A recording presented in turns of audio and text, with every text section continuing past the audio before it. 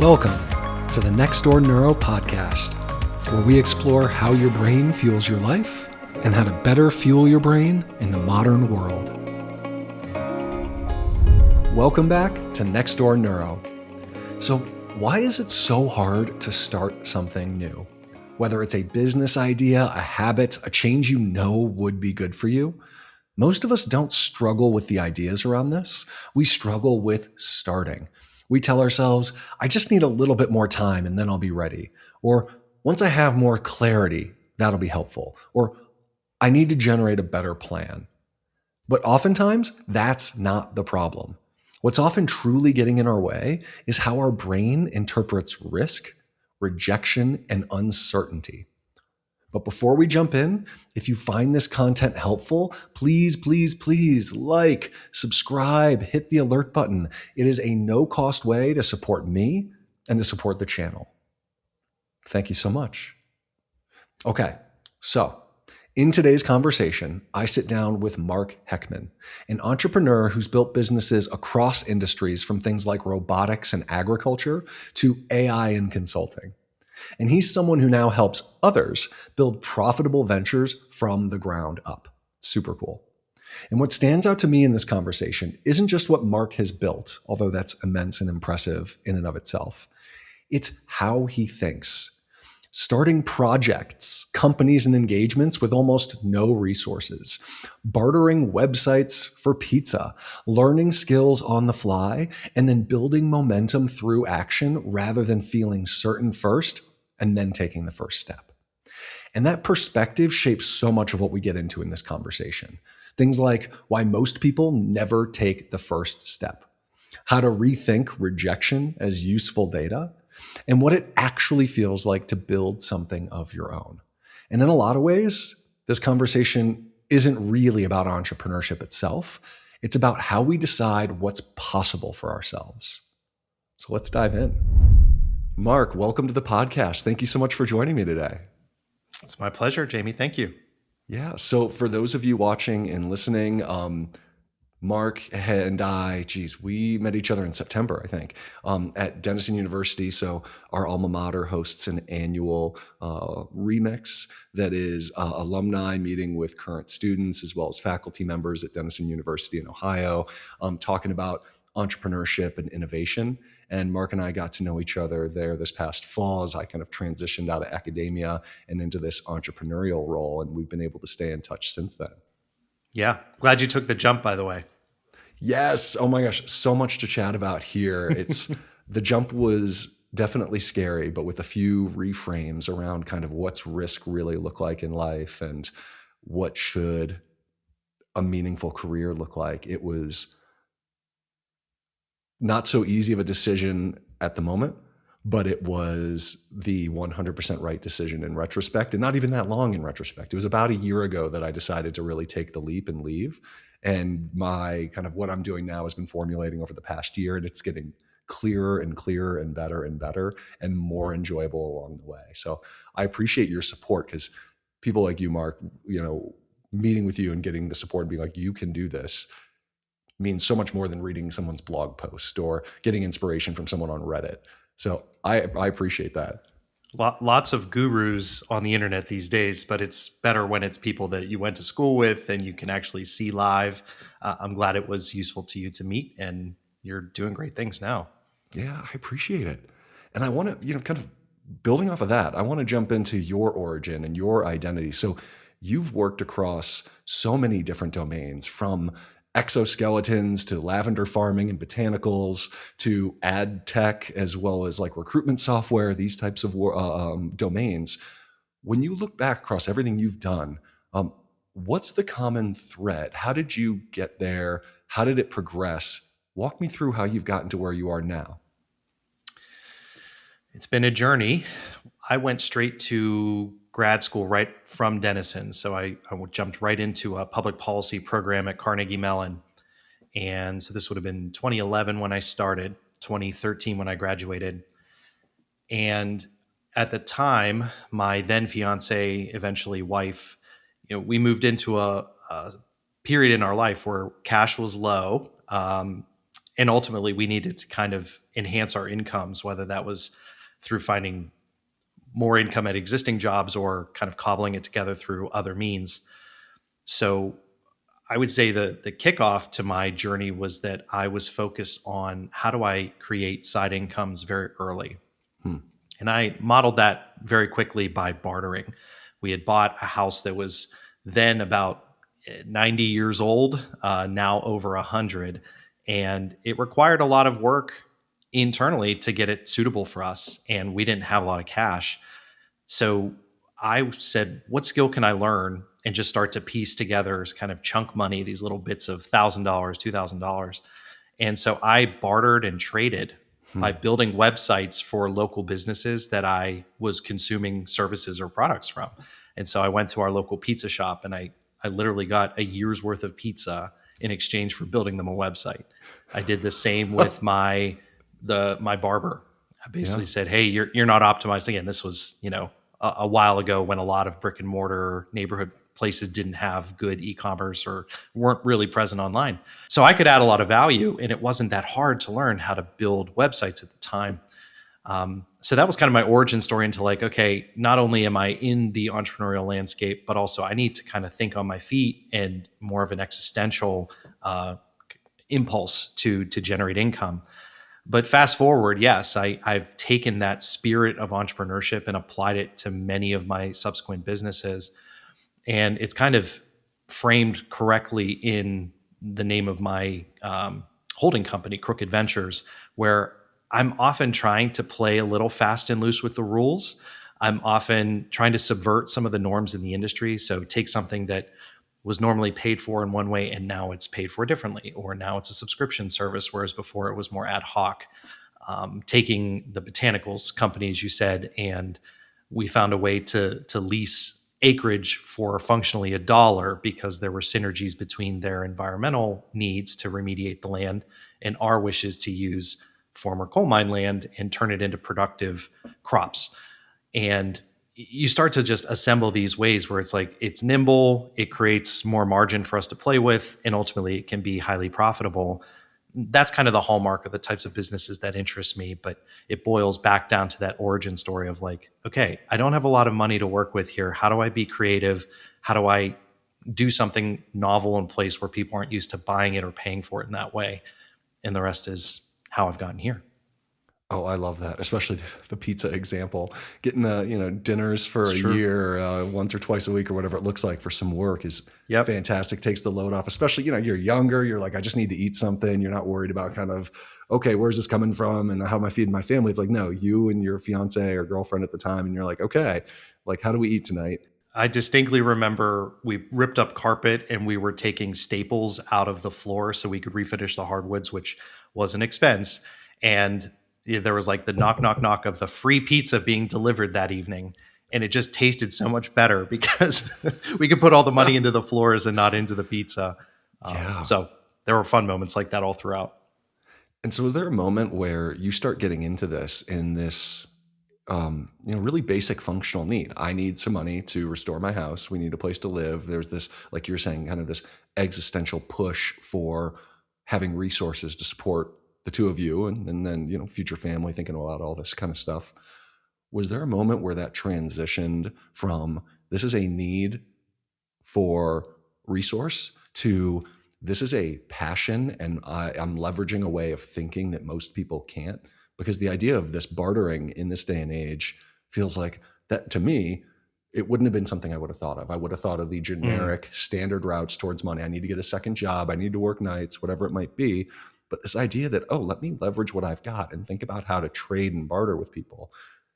Did you find that was, something that most people were shocked by? And then did this pivot into, okay, I love doing this and most people can't do what I do in this way?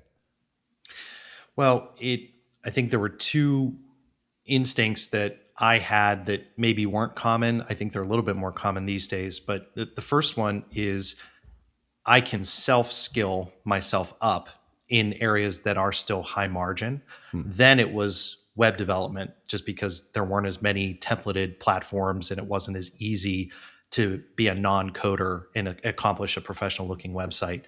That said, now it that skill set of what is learnable or teachable for yourself, it's just moved into a different place. So we know that with AI and certain automations, we can kind of become superhumans, right? We can attend to our deficits. We can enhance our existing knowledge base very adeptly, very fast.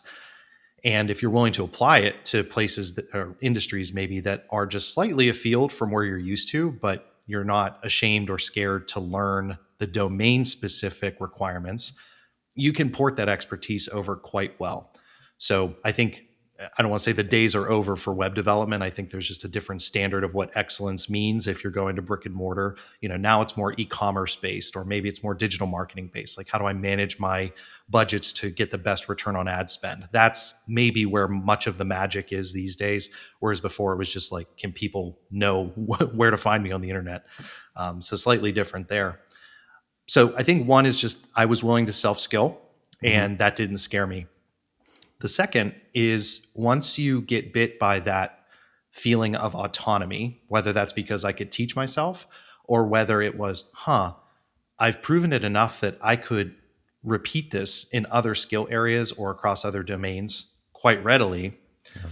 And the quality of life that accompanies that ability to self-skill and apply to new domains, that becomes an infectious feeling, right? Because you'll never look at the standard 9 to 5 in a similar way. And so oftentimes when a new business opportunity, like a more formal start a company opportunity, came my way, there wasn't a trepidation, because it was simply an application of, do I want to extend my autonomy, the control that I have, the quality of life that I have in this direction? And as long as that kind of is congruent with the risk profile, like how much money is it going to take to start, some of those you can kind of know as you do and get a better baseline of like, this is or isn't going to be a significant cost for me to play with.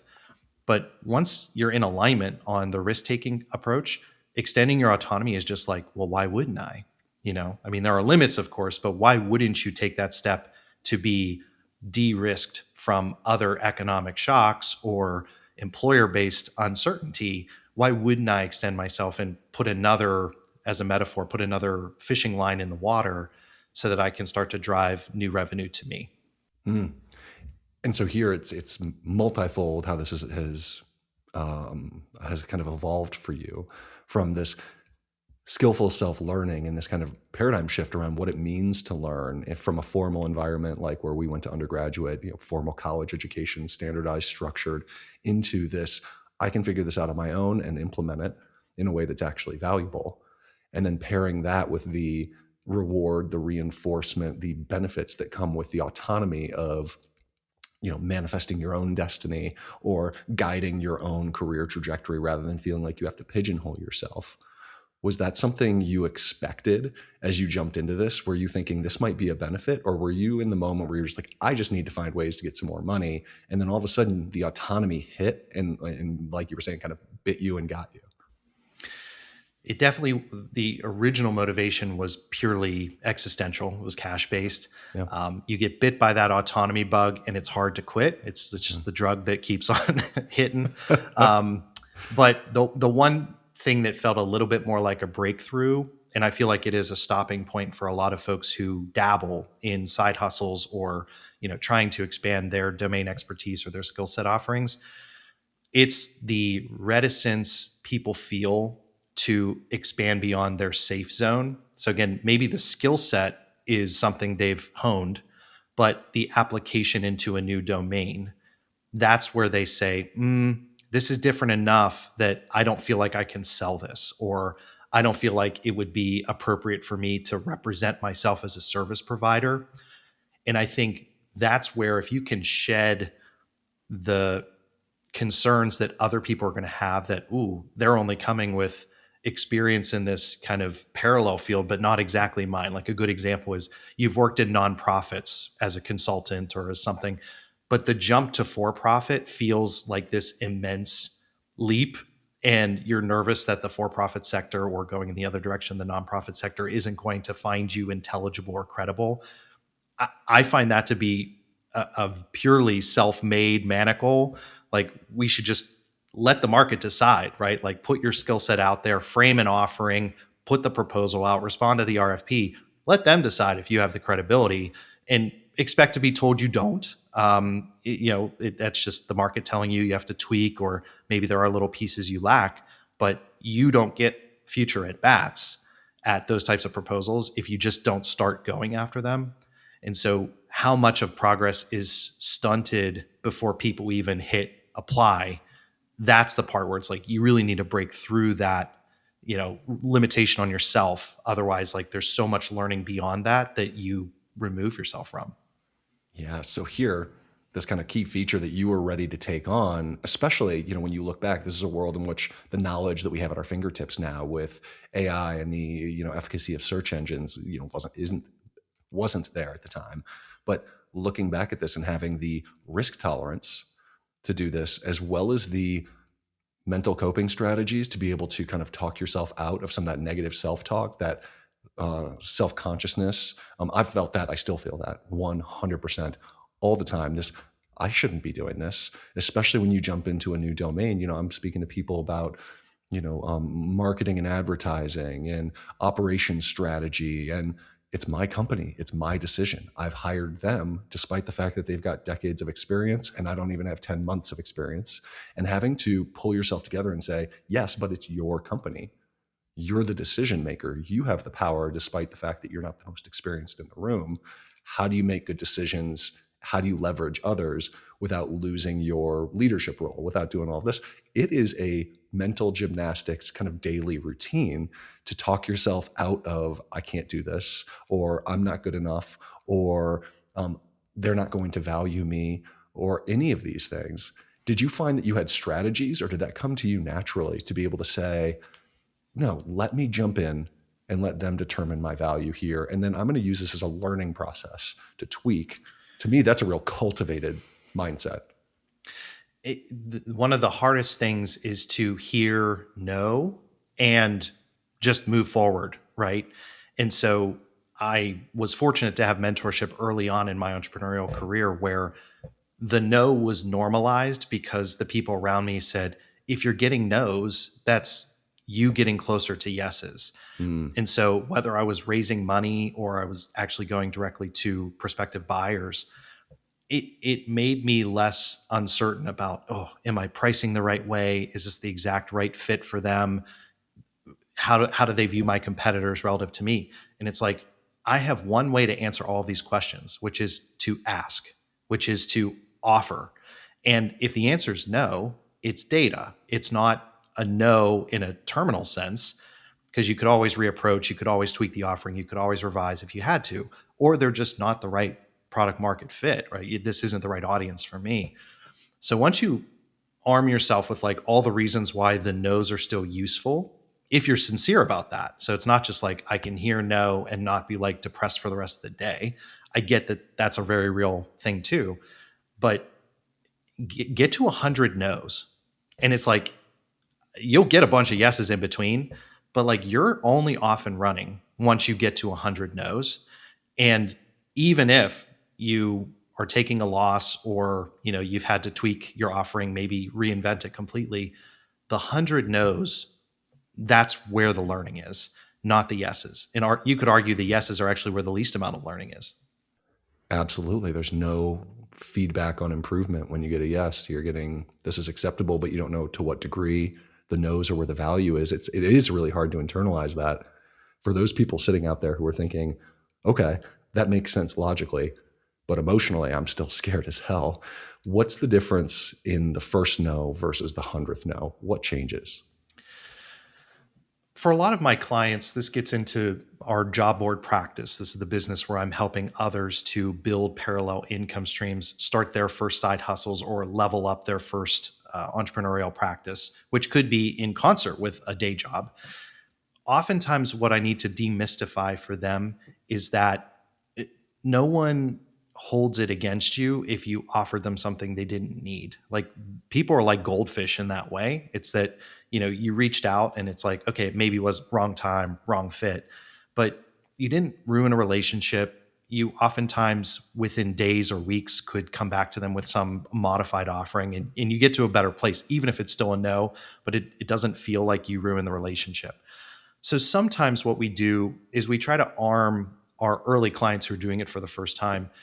We spend, even if we're spending 3 months to build the business from formation to first dollar, which is kind of how we market our offering, we're asking them to do product market fit all throughout. So it's not like, okay, today's product market fit week. No. Day one is where we start to build their roster of people who are industry experts, friends of theirs for whom they wouldn't feel bothered asking if they would try something or give feedback on it. And so we start to get them in more of a comfortable, steady feel of, you might hear a no today, or you're going to take the coffee and they're going to think that you're crazy. And if we really talk them through that over 3 months, where they're still accessible to us and they can come back to their weekly sync with us and be like, this didn't feel good, or I was really surprised by this, or should I be considering another offering because of this feedback? So sometimes it's not even that the no hurt or was discouraging. Sometimes the no prompts them to say, I should be thinking bigger, or I should have a 7th offering or an 8th offering. And even that, which feels like a healthier reaction in place of discouragement, it can be a derailment for their business because it forced them to try an offering that maybe was a bit too niche to that particular consumer that they went and got coffee with. It may be that that's a more expensive or a more risk-taking path for their business, whereas there's more gettable, safer income that they can get with their core offerings as they were. But that we can create that safe space for them to gut check on audiences that feel safer. They hear no's, they have reinforcement while they're there. Then we find when they get to month 3, they have this kind of, I'll say like a ferociousness to them. It's like, where can I go and get more no's? That's the best attitude you can have, is who else can I talk to? And then they inform the next ask the next day. Yes. Oh my gosh. This is a fantastic approach, and so much easier with a mentor, with a guide, with an advisor, someone telling you this is okay, this is the right way to go. And I've felt this personally, and I'm sure you've seen it in your job board clients. And one of the things that stands out is this connects back to brain structure and function really nicely, because really what's happening here is those no's, we're such social creatures, humans are. We want people to like us, whether or not we think that we want that person to like us or not. We generally want to be accepted. We want to be venerated. We want to be a part of a community. And so getting a no on something that you think is valuable, that you've worked on, is a huge threat to us. And we process this with a real fight or flight stress response in the brain as well as in the body. And what is really cool is the only way to make these things feel less stressful is to learn that stress response was overactive for the result. You put something out there, you hear no, your brain then gets the feedback, oh my gosh, I didn't die. Nothing bad happened. Life is exactly the same 10 minutes later. And then you start retraining your brain and rewiring your threat detection system to be less and less sensitive to no. And that's, to me, exactly what you described, where no goes from being, oh my gosh, how did I hear this? This is emotional, it could wreck my day, to where do I get more of this? I'm using no as a tool. And all of a sudden, no isn't a threat, it's an opportunity. And you can't get there by magic thinking, let me make this the case. You really need to jump in and take action and do the trial and error work and hear the no's and let it be painful and sit with the discomfort, because that's the only way through. But once you're through, you're on another level. Yeah, I love your framing there, Jamie. There's it cuts both ways, where we're selling to maybe more familiar audiences, because one could argue, I could care less if I get a no from someone I'll never meet again, I'll never see again, is 3 states away, is 3 countries away. But what we find is that if we start with the familiar, you get a few things. One is that you get multiple at bats. So it's like, did I pitch you better this time around? Did the product or the offering improve? That's a useful thing to be able to revisit those audiences. The second is that there's an unfortunate bias. I say unfortunate, but it's that a lot of friends of ours will happily say yes to what we're doing. This is a great idea. Oh my gosh, I've been waiting for someone to do this. Jamie, you're the right person for this, right? So they're kind of like pumping you up and, hey, that's what friends do. That's what family does. But then you hit them with, well, here's what it costs.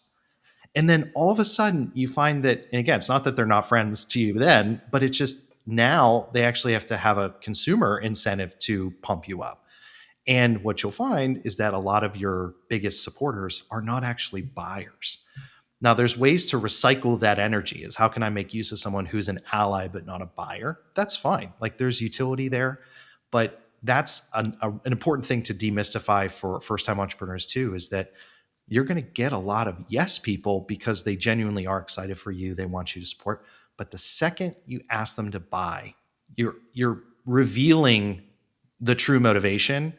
And don't be shocked when they say, not for me, or that's too expensive for me. You know, it's a really important learning moment. Yes. Oh, and I've had that. And it's hard to get into, and I'm very cerebral. I'm in my head about all this kind of stuff as I'm developing. So I'm developing out a product. Companies coming to market in a few months. You'll hear all about it, I'm sure, on the podcast, everybody, but can't wait. Haven't announced it. Yeah, it's good stuff. I'm pumped. Early stages, I was doing basic product testing with family and friends, just mail them some, try it, and getting a ton of, oh yes, this is great. Love this, love this. And then, it's an expensive product. It's great ingredients. It's things that you really want, but those cost more. And so I'd throw out a price for a daily dose or a monthly subscription, and you could just feel people back away. And it was painful. And I felt this urge, this visceral urge to be like, no, let me explain why it's okay. And I realized, no, I need to step back. And I started repeating this mantra in my head that you're not my target audience. You're not the person, maybe someday, but right now in this moment, you are not the target audience. By definition, you're not willing to pay this because what I'm explaining to you isn't getting you in the door.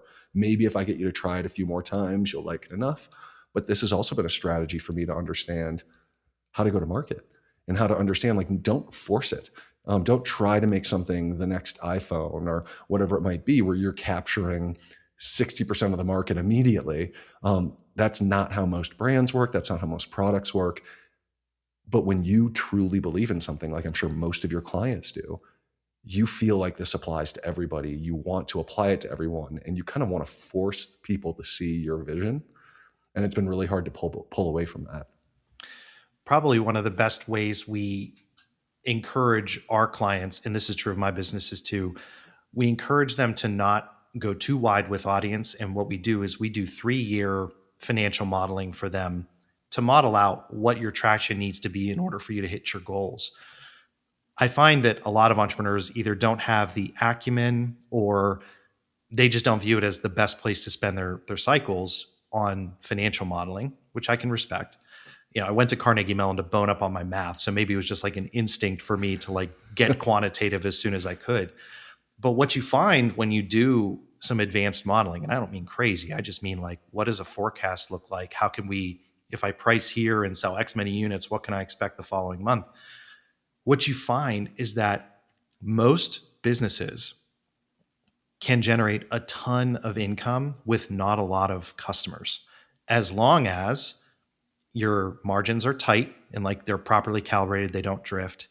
And these potentially are recurring customers. So the offering is something they're going to buy on either on a subscription basis or maybe itinerantly over time. And maybe the offering is just niche enough that you don't have a nearby competitor or an easy substitute good. But what you'll find, and this is true of a lot of my businesses, it's not quite a rule, but I ask myself is, would this business be worth doing if I only had 50 clients? And it forces you to really look at, okay, well, I could only have 50 clients if I were making X per sale. And all of a sudden you see like, wow, getting to 50 feels very achievable, especially over some time horizon. But when you don't have the benefit of like, okay, if 50 is the near-term goal, it's not the terminal goal, but if it's the near-term goal, what does it take to get to 50 is a very different conversation compared to what does it take to be successful in my industry, or what does winning look like?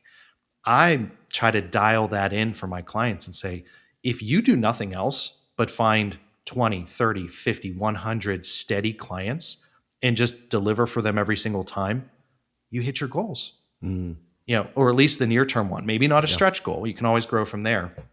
But I find that really helps to tell the story to them. It's like it improves their self-talk Yeah. when it's like, when I take a coffee, I'm just getting number 3 of 50.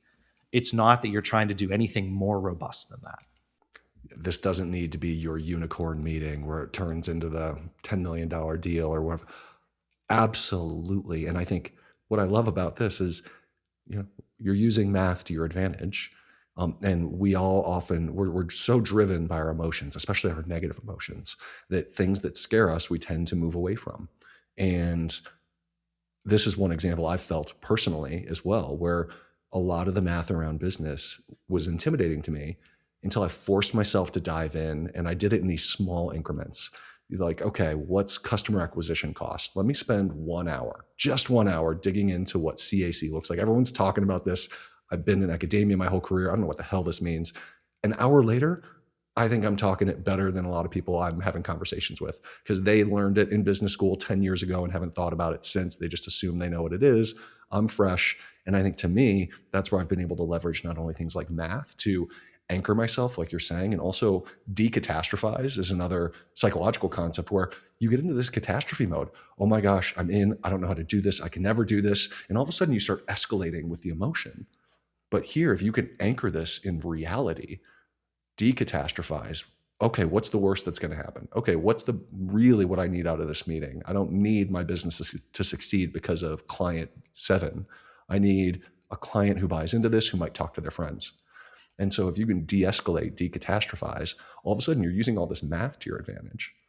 And I think that highlights, we've talked about a number of things now. It's been, a tolerance for risk, tolerance for uncertainty, and being able to calm yourself down in terms of the risk of the unknown, perhaps, versus the risk of staying a standard course that you're not happy with, kind of the devil you know versus the devil you don't.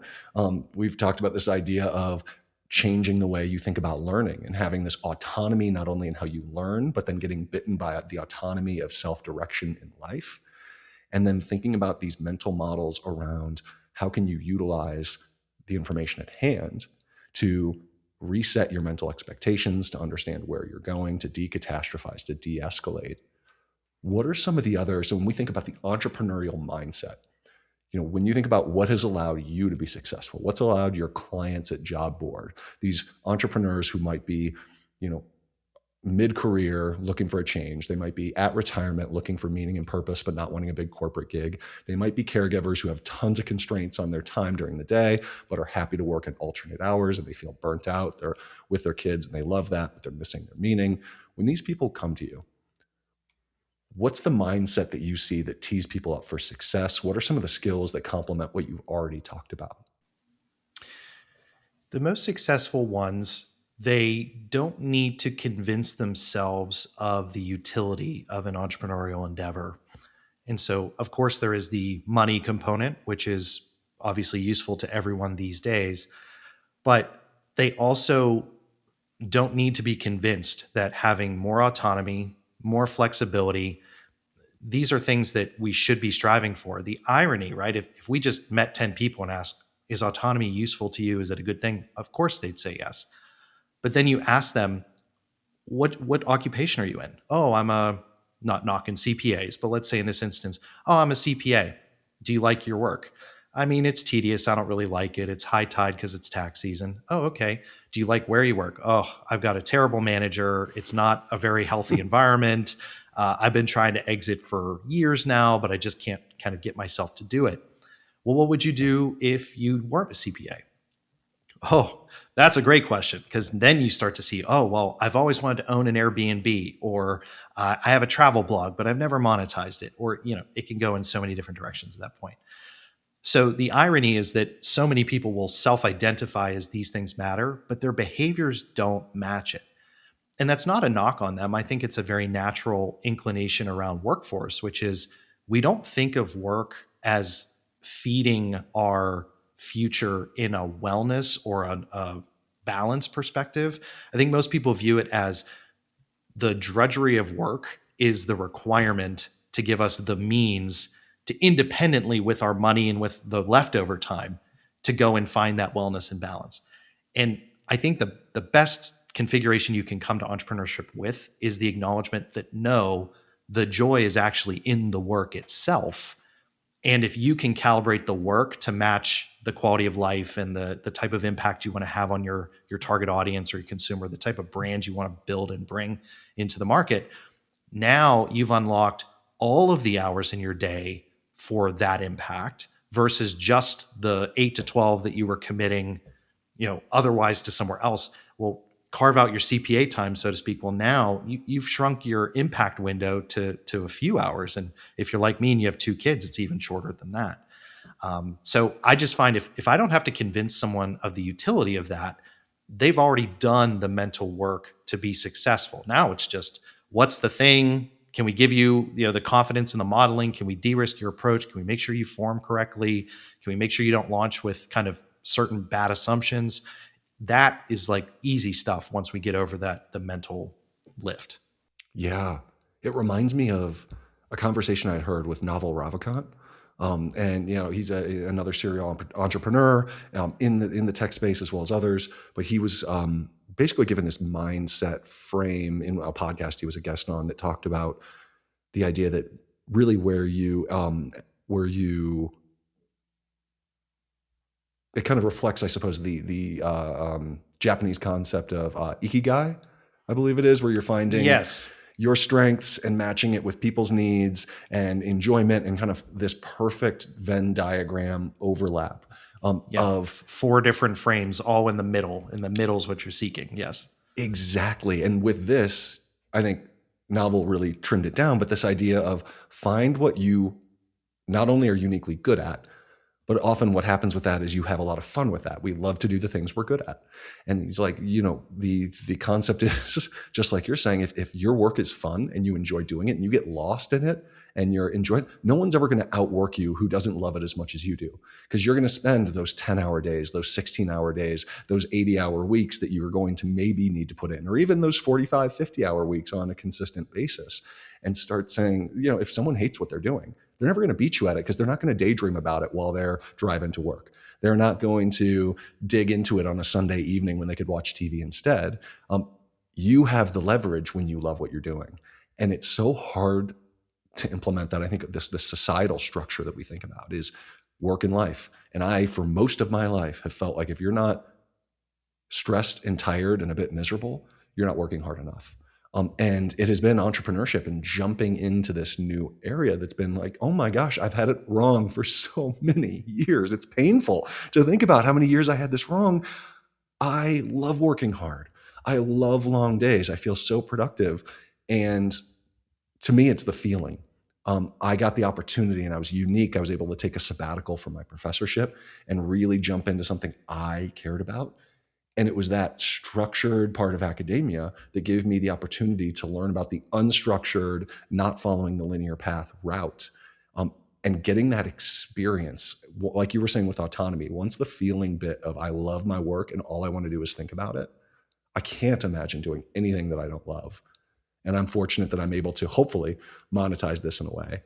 But when people, do you find that people who come to you as entrepreneurs, they've already felt that to a degree, or they're there mentally and they need the feeling to push them over the edge, to take the risk, to take the leap into the unknown? Because I think there's a lot of people who stand on the cliff edge, like you were saying, for years, looking into the abyss, thinking what could be there, but they never step because it feels too scary. Is it the emotion that pushes them? This is why our metaphor at Job Board is a parachute, because we want to allow people to take that jump and then descend safely, safely, so that they aren't fully at risk when they do take what could be the biggest risk of their life. What's interesting too is I straddle 2 different industries. Some of my work has been in venture style entrepreneurship, which is more of not quite Shark Tank in the logistics, I suppose, but what has been glamorized on the Shark Tank, which is you raise a bunch of money, you dilute your ownership, you now have other investors that are likely informing or requiring certain outcomes. There's that side of the equation, which chases, I think, endpoints that are not in the interest of autonomy and wellness and balance, but ironically, it's glamorized that way. It's like, oh my gosh, you're the tech entrepreneur that raised $10 million round. The irony is I read that same headline and say, you just lost $10 million worth of equity in your business and probably are going to get squelched even worse in subsequent rounds and own even less of your company as you go along. Just maybe a little bit of a jaded worldview. But in contrast to that, which again is, I think, the unfortunate, this is like the golden path that's sold through mass media, through universities, like lots of unicorn chasing. Like, oh, what do you mean you're not a tech entrepreneur? Like they wouldn't know what to do with you if you wanted to own 5 locations of an ice cream shop. And yet ask the ice cream shop owner and he or she is thinking, I've won the lottery. This is like what I was put on this earth to do. So one of the great ironies is that you can pursue entrepreneurship and be high ownership mentality or low ownership mentality. And ownership in this case is a function of equity, or, how much literally in your business do you own out of 100%. And what people find is that the big numbers often means that you've either financed your way to the hilt and you have a ton of debt, which is almost pretty much a direct analog to risk, or you've lost a lot of ownership, which means in subsequent control conversations about, well, what type of life do I want to live? And what is our succession plan? And how fast do we need to grow? Well, you're not in control anymore. But the owner that started again, just as an analog, but the ice cream stores, he or she gets to decide, do I open my 6th location or am I fine with 5? Or maybe they use debt to finance their 3rd and 4th and 5th locations, but it's being paid down so steadily and comfortably that within 5 to 10 years, they're going to own them all outright and it's going to be pure cash flow to them. That's a control modulator that is great when you can maintain it. But like I said, it's unfortunate that we often glamorize entrepreneurship in the wrong ways. And then people end up waking up and say, oh my gosh, I have so much debt. Or, yeah, I raised funding for this business, but I don't feel like I control it anymore. I run from those opportunities as quickly as I can. And I find that I'm now working mostly with entrepreneurs that have more of an ownership mentality and they care about it serving them and not serving the business. Yeah.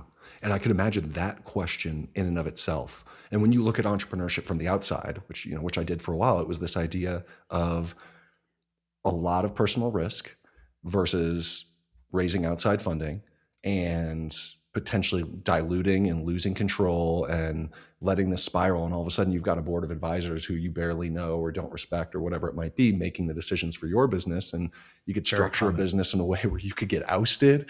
The founder, you get a board of directors instead of a board of advisors, all of these things. I can imagine that question in and of itself could paralyze people into never making a step.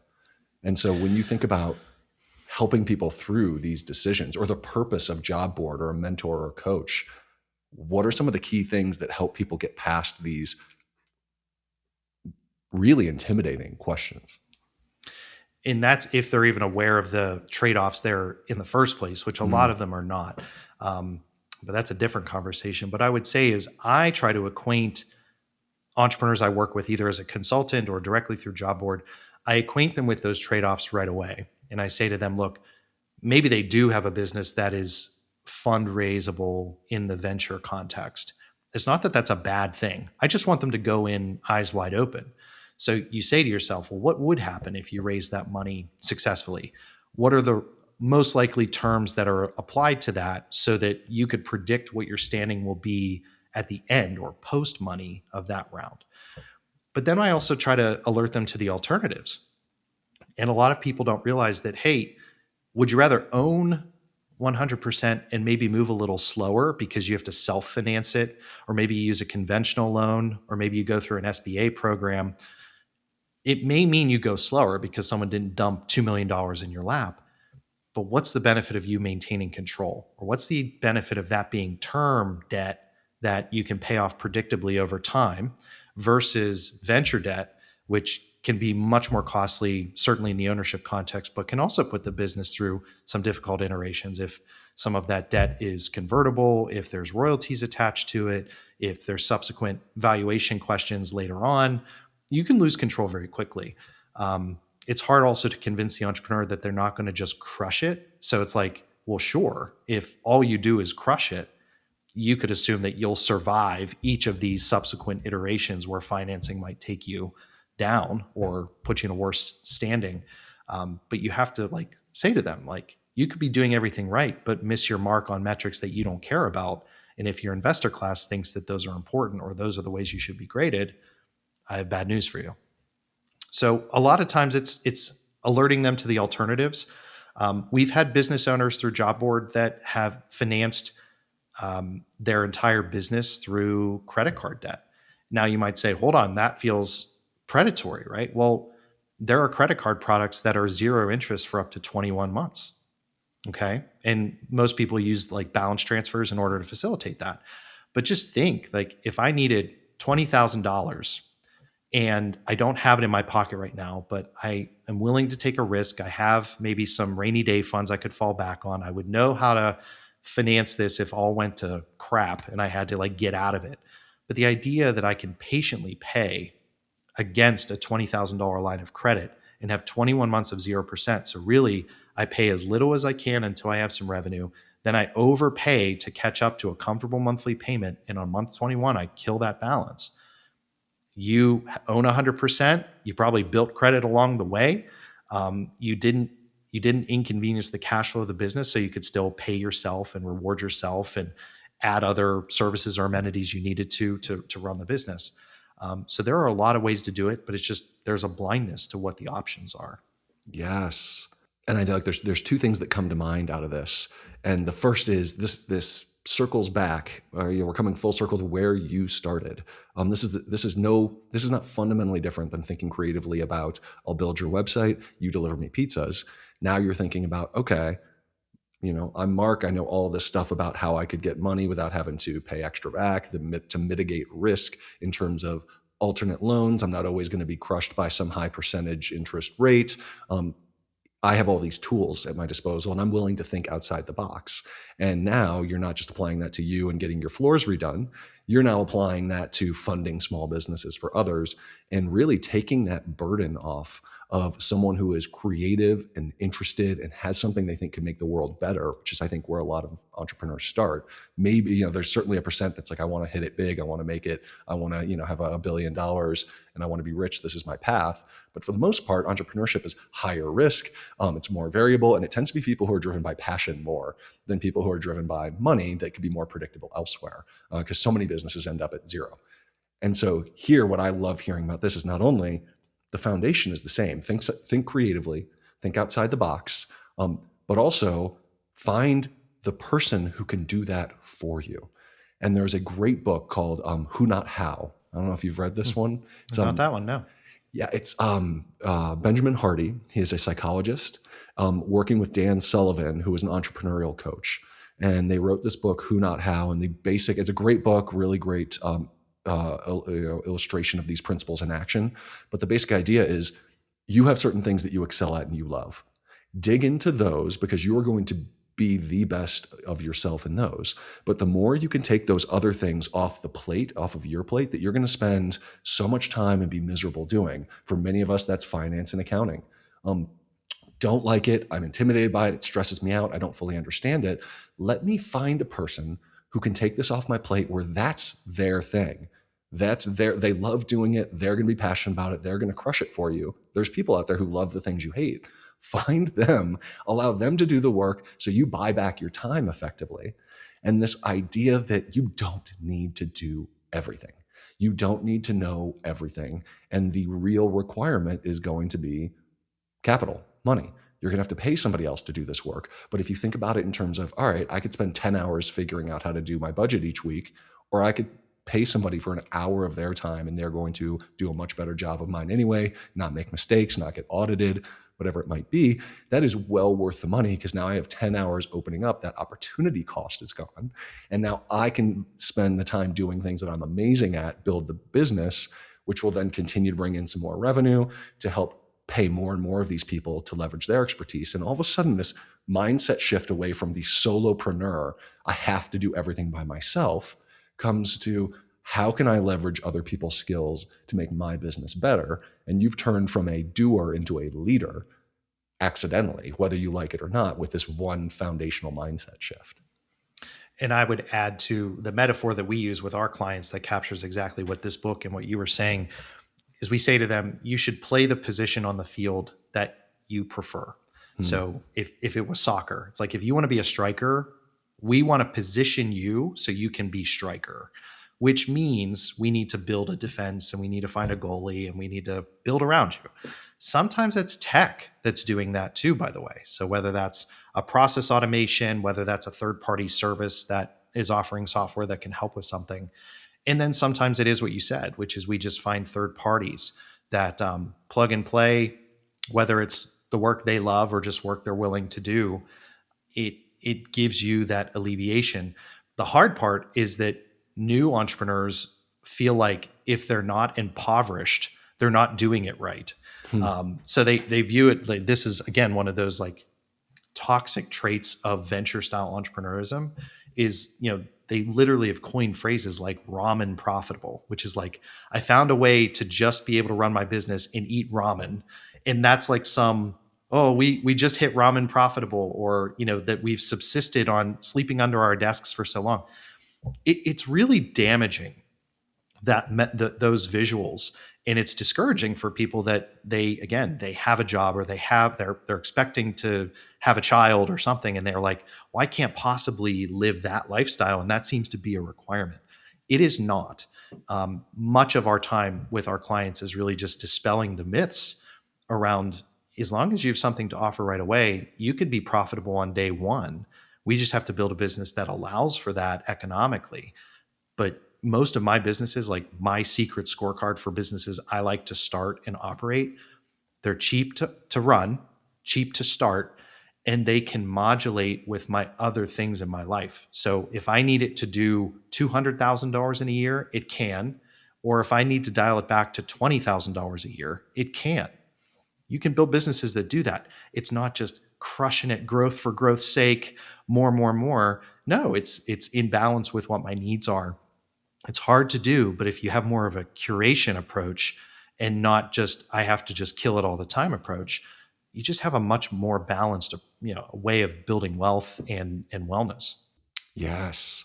And do you feel like there's a lot of people who you talk to, I'm assuming at job board, there's a lot of people who've decided by definition, by self-selection, I want to make the step. I want to invest in this, or I want to at least explore the conversation with you or your partner, Callie.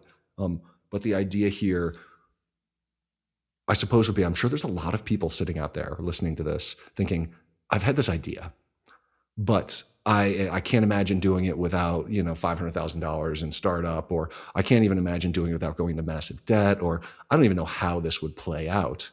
If people are sitting there listening to this and thinking, oh, I've got great ideas, oh my gosh, I could envision my perfect life, and it's not my life right now, right? We've all had those moments for a lot of our lives, I'm sure. And it never fully goes away, but it's a spectrum. You can kind of push yourself towards the more ideal life versus away from it. If someone's sitting there with that idea thinking, this would be really cool, I don't even know if this is possible. That's where I started. I know for sure. I'm sure you thought the same thing. What do you suggest to those people to take action on the idea? What would be the first few steps? Yeah, this pulls from, it's an offering we do have called pre-jump. So our primary offering is jump, which is you've decided. But pre-jump is, and again, to borrow from the skydiving metaphor, is like you're checking your bag, your equipment, you're making sure you have what you need, you understand what would happen in an emergency. It's the same concept. So we go through kind of 10 categories of checks, and they range from things like, how big is your support system? Do you have agreement between you and a partner or a spouse? Because they're going to be, oftentimes the biggest support or detractor if there isn't an acknowledgement of this is a good use of shared resources. A little bit of product market fit. We can't know for sure because, again, they're not going to have a saleable product at the end of that conversation. But have they done enough to understand what it takes to be successful? And you probably did some of this for yourself, is like, I need to at least know, like, am I one of 50 products? Am I one of 30 products? What are the price points around me? So there's a little bit of that diligence you can do in advance before you even spend $1 towards the business. So we basically took what we think are like the 10 criteria that are worth chewing on first. And we've turned that into an offering. It takes about 3 weeks of meetings where we're taking time. And we view that as like, if the answer is never mind, it was still well worth it because you only put, $1,000 at risk instead of tens of thousands or more, depending on what the venture would cost. And so we're kind of gut checking a lot of those assumptions early.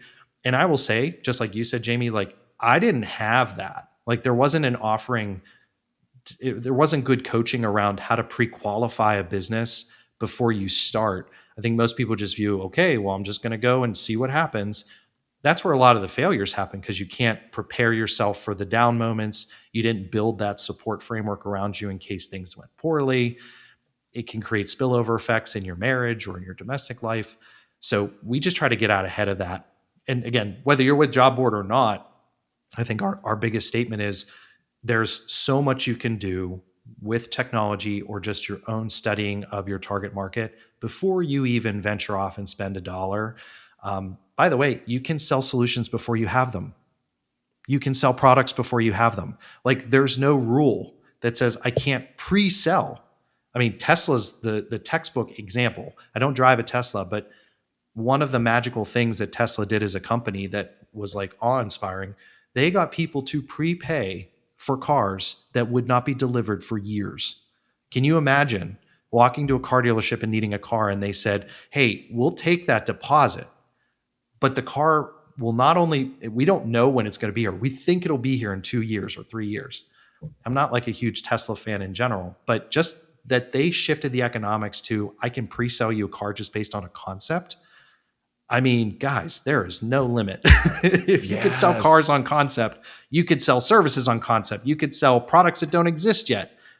Obviously, don't be poorly calibrated to like, you wouldn't give a rebate if you never created the product. Like you got to be responsible. Yeah. But there aren't rules. And again, an homage back to crooked as kind of a way of life is like you should be willing to subvert some of the norms. I don't need to have it in my hand to sell it to you. Yes. And I think that's where coming back to this thinking outside of the box, coming back to the idea that, okay, yeah, you want to be responsible. And I think most people listening, most people who want to be in entrepreneurship don't want to be those snake oil salesmen, like get a bunch of money and then run. Even though there's quite a bit of that out there. The idea would be, okay, I have a prototype. I know that it works. I just need money to invest in the first round of manufacturing. But I know it works. I have 98% confidence that the manufacturer can make it the way that I've prototyped it. I have high confidence that if you give me your money right now, I just need $40,000 or $10,000 or $15,000 to make the first round. You pre-sell. And you go out and you say, I'm confident, I've done the due diligence, and people aren't going to give you their money if they're not excited by the offer. And I think the other thing is we're all adults. I think for some of us in entrepreneurship, we feel this need to care for the other. Like, I want you to have the best experience. I am responsible for giving you the best experience. So I'm scared to give you anything that might feel like it's less. But we tend to forget this idea that this is an exchange between two adults that both understand risk, both understand reward. And whenever you buy a product, especially a product that hasn't been made, you're not going to invest your money into something that you're really, really skeptical about. Or if you are, you understand the risk. And so I think getting through, again, it's this mindset shift around, I've got an idea. Oh, I can't do that because I haven't seen someone else do that. Or I need to be walked up to the line. And when you realize, no, you don't, go for it. Figure this out on your nights and weekends. Think about different ways to do this. Pre-sell, when you have the goal in mind, start with the goal and back into the how. And I think a lot of us get stuck in the how. Well, I don't see a path to doing it. Well, you don't know all the paths. And I think that's what keeps people from it is I don't see the path. But the thing that I'm hearing from you that just stands out again and again, Mark, is we will find a path. It might be crooked. It might be windy, but there is a path here. And I think the anchor that I often think of is, has someone done something similar to this anywhere ever? Is there someone who has pre-sold something? Is there someone who has blended a unique formula of? Is there someone who has sold a service in advance? Is there someone who sold a service for way more than you might think you could get from it, and people actually love it and find it valuable? Yes, yes, yes, yes, yes. Then it can be done. Why not you? Not to mention, again, if you take that rule of 50, so to speak, which is what would this business look like if I had 50 steady, true believing customers? you can boil that same question you asked Jamie about who's done this before and what did it look like, boil it down to who's done this. I'll just use me as an example. Who's done this in the South Hills of Pittsburgh, Pennsylvania? Mm. Right. So like the locale need not be big. Again, depends on the business. If you're selling e-commerce, obviously you're selling anywhere in probably at least the continental United States. But for services-based businesses, which should not be looked at as less than, it's just different and behaves differently. But now you're just saying like, well, who's done this near me? Who's done this in this geography? Who's done this in this climate? Depending on what you're selling. Well, I promise you, you use the metaphor of blue ocean. Well, it's like there's blue ocean. There's room to compete, especially when you get into small ponds where it's like, I only need to own a small pond for this to be worthwhile for me. And a small pond is infinitely more gettable than if I'm trying to take down some industry heavy that's backed by $1 billion. Well, yeah, I wouldn't bet on you probably, but small pond, I'd be willing to take the bet. Yes, you hear this all the time. The riches are in the niches. And the idea is you find your niche, whether it's geographical, whether it's, the product is catered to one specific type of, female athletes in track and field. You're talking to a certain group, it's a niche. You're talking to a certain location, it's a niche. And you think about that as the riches, because we all do need the money to self-fund the business. We want this to be our livelihood. But, the riches don't just have to be monetary. The riches can be the success of helping people. The riches can be the success of having a fulfilling career. The riches sit when you are able to identify, how can I do that? And then once you get success and traction in that area, that's when it starts to expand. And all of a sudden, maybe it does grow into something that could take out the giants. But for most of us, we don't need that. We don't need to be the next Apple, Google, Amazon, Tesla to have a great life. So let's not get sucked into this kind of Shark Tank fallacy of give me 25% and I'm going to blow you up. Like, don't give them 25% and see if it blows up on its own with your hard work. Yeah. The best I don't watch that show much, but even just like the clips that pop up in reels and whatnot, the best are the people that are there, but clearly don't need the money. And they are expressing what I am trying to encourage people, which is your ownership is worth something. Your autonomy is worth something. And it may be that money can't buy it. Now, I don't love the contestants that are there just to get the press around it. That's a little bit maybe not appropriate or a little bait and switch as far as the intent. But I at least like the people that they value what they've created enough to say, no, you're not the right person. You're not the right money. Good for you. Yeah, walk away. Absolutely. So as we start to wrap up our conversation together, I'd love to come back to you and think a little bit more about, you are an entrepreneur, you work for yourself, you have multiple businesses, you've got a family, 2 children, you're a busy guy. When are the times for you, whether it's during the day, the week, the year, that you are thinking at your best, that you are most creative, that you can get the deepest, most effective work done? For sure, when my kids are not around, and I love them to death, but just that happens to not be great for business thinking time. I'll be honest, something that's been really successful for me is the ability to mode switch to things that are more physical in nature. And so I am one of the, I don't want to say rare, but just, I could afford to pay someone to cut my own grass, but I don't, because I need that time. I want to be physical with myself. I want to have a source of pride that's not my businesses, which is like my lawn or, how my house looks from the street, I guess. And so I oftentimes, if I'm feeling the need to have inspiration or to think big in my businesses, I almost distract myself by doing some other unrelated activity. And I throw headphones in, I'm maybe listening to music, but it just gives me that space where it's like I'm doing a rote task and I can think big in other ways all the while. So oftentimes it's yard work or something maybe around the house, like it's spring here, so we're kind of like switching out winter and spring. I will likely have 1 or 2 business ideas just while I'm doing that. I may or may not pursue them, but or maybe they're within existing companies of mine. But I find that that's like where I can do my best thinking. I know for a lot of people, it's like in the shower or, something that's like the mode switch for them. But for some reason, I need it to be I don't want to say it's always outdoors, but I feel like that outdoors and using my hands. And you would know better than me, Dr. Jamie, if there's some science behind that. But there's something to it that works for me. Oh my gosh, I love this. For all you out there, I didn't pay Mark to set me up for this. This is perfectly aligned with some stuff I've recently talked about on the podcast, actually, is this idea of embodiment, getting into your own body physically. And before jumping into that for just a sec, my dad was the same way, Mark. He loved mowing the lawn. He, even when he was, he got pretty high up in some organizations. He's an executive. He could have easily said, this is 2 hours of my life that I could, dish out and pay someone Outsource. Really well. Exactly. Yeah, of course. He loved it. I tried to get him. I was like, let me do this. I want ways to get more allowance. He's like, nope. I mow the lawn once a week in the warm months. I love spending my Saturday morning doing that. And there's a lot of evidence about getting out of your own head. And so the context in which I recently spoke about this was on rumination and having these anxious negative thoughts, which again comes along with entrepreneurship. When you're your own boss, you lose the safety net. It's easy to get in that cycle of rumination.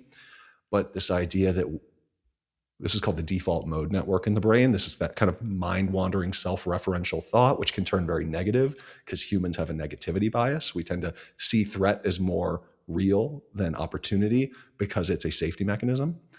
But here, when you get embodied, you activate what's called the task positive network, this kind of break on the default mode network. They're opposites. And what you end up doing is you're in the moment. You're focused on the grass. You're feeling, am I getting too close to the edge? Is the blade set at the right height? And you're not able to ruminate. You're not able to get stuck in your own self-referential thoughts. And not only is this an opportunity to decrease anxiety, worry, rumination, but this can foster creativity because you can't be creative when you are stressed and you are worried. You need to feel comfortable. You need to feel calm in order to allow for creative thought. And the other thing that comes to mind is you can't create while you're consuming. We think that if we sit here and we are absorbing information in a world of AI where you can pull any information you need in a conversational manner, it's easy to get sucked into, I'm reading what AI spit out and I'm learning. That's fine. That's the consumption phase. But then you need to sit with it and you need to have those bored thoughts. You need to let the information work in your own head to allow yourself to execute on this in a way that isn't just regurgitation. Oh, I learned that because AI told me. Fine, you could spend your life doing that. But what you're looking to do is think about, what do people need? What am I good at? What seems interesting? Where does my Ikigai Venn diagram come together to create that really cool business? Whether it's a $500 million business or a $5 million business or a $500,000 business. And you need that time. And it's playing a much bigger role than even I think you probably estimate, especially getting outside. Because there's another cool aspect, and not to rant too much here at the end, but it's just so interesting. There's this other cool concept of perspective. So when you're sitting looking at a computer screen 12 inches away from your face with certain emails, you lock in on a problem and it's all consuming. And this is where your bad conversation with a potential investor or your challenge with a vendor who's trying to give you, all of a sudden it's your whole world. And life is awful because this person responded poorly to an email. But when you step outside, your perspective literally widens. You get a much broader perspective. You're seeing things from further away. And your perspective shifts to, okay, I can deal with one upset vendor, or I can handle this email. It's not that bad, in a way that you really struggle to get when you are locked into a computer or your phone or a pad. Yes. The one linkage I'll give you too is I tend to subscribe to what they call dog food entrepreneurship, which is you have to eat your own dog food. So this is like the person that may be the executive, but he or she still takes the trash out at the end of the day. Or they take the time to understand the customer side of the equation in the call center or on the delivery line or whatever it is. I find that it makes for far better founders because not only did they make the effort to understand every piece of their business, but even the stuff that borders or is directly manual, I just find there's merit to it. It tends to make them more appreciative of those around them. It delivers a little bit more grit because they're willing to do it themselves if something breaks. So for all the brain science behind it too, I'm a big subscriber to that. So it's one of my sniff tests for new businesses for me is, would I be willing to do every step of the process, even if I'm willing to outsource it most of the time or hire on for it. Am I willing to do every piece of it, even if, or especially when something's broken? If the answer is no, that tells me maybe this isn't the right one for me. Oh, I love that gut check. I love that self-test. So Mark, as we wrap up, as I mentioned, you're a busy guy, family, businesses. This podcast is all about your brain fuels your life. So what do you do to fuel your brain? And really coming into, okay, whether it's entrepreneurship, whether it's being a stay-at-home parent, whether it is trying to balance work and life, whether it's something physical, something mental, how do we fuel our brains most effectively to do the things that give us meaning, purpose, pleasure? So what does it mean to fuel your brain in your life today? I'll be honest, everything changed in my worldview once I had children. And it's because the goals I had for myself before kids, none of them were as important as me raising capable, good-hearted, moral humans. And so there was something to the switch of, I need to build up myself in order to accumulate wealth and be known for something, or, be an industry titan in some way or another, or be locally relevant. If you ask me about any of those prior goals of mine, none of them matter anymore. I mean, wealth to an extent, but the thing that fuels me is I can go off and do my work the way that I do, but I come home and my kids know I'm here. My kids feel supported. They're learning from the work that I do. They're curious. They push me in ways that maybe I prefer not to do some days.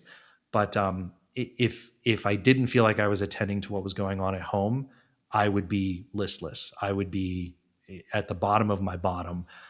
So just so funny in my case that kids were this great reorientation. It's like a recalibration of all of what is important to me. And the good news is that I can control much of it absent what goes on in my work life. So I'm lucky in that regard. But parenting has been that huge gift for me. Oh, wonderful. It is. And as much as it drains your energy, it fuels your meaning and purpose. And it's a tough balance on some days, right? I'm sure, especially with two young ones and a lot going on. Well, Mark, so you've got not only Crooked Ventures, but you've got Job Board. So for all of these aspiring entrepreneurial kind of questioners out there, what's the best way if someone were interested in getting in touch with you? So jobboard.co, and job board is spelled JOBBORED. So like bored, like malaise. Yes. So if you're bored with your job, don't go to a conventional job board where you just apply to the next job. Come to Job Board, where we're trying to give you that ability to build that parallel income stream. You can just get to us that way with a form submit. We're also launching with Denison University a cohort that is going live this summer, where for just a small entry fee, you get a month of cohort-based instruction from us doing what we discussed earlier, Jamie, which was that pre-jump curriculum, which is, what do I need to arm myself with before I go out and take this risk? And we're just trying to build a whole bunch of people that feel like they are prepared to jump. They may not do it right away, but I want them to feel like they have asked the right questions and they're in a position to do it when they're ready. So you can come through our website to enroll, or you can go through Denison's alumni page. There's a link to it there as well. And what's that called? It's called the Entrepreneurial Pathways Program. Okay. So it's a Denison program brought to you by Job Board. I love it. And we'll make sure to put all the links in the show caption so you can find that so easily. Great. Mark, it's such a pleasure talking to you, hearing your story, hearing about kind of how we overestimate or get sucked into the intimidation of some of these things, and what are some ways that we can pull out of that and really achieve what we've been tinkering with and thinking about since, for many of us, we were really young. Thank you so much for being here. It's my pleasure, and good luck to you on your journey. Thank you. Lots to come, and I hope we get to have some more conversations as Next Door Neuro evolves, as well as the company gets launched. Find me if you need me. Absolutely. Talk to you soon, Mark.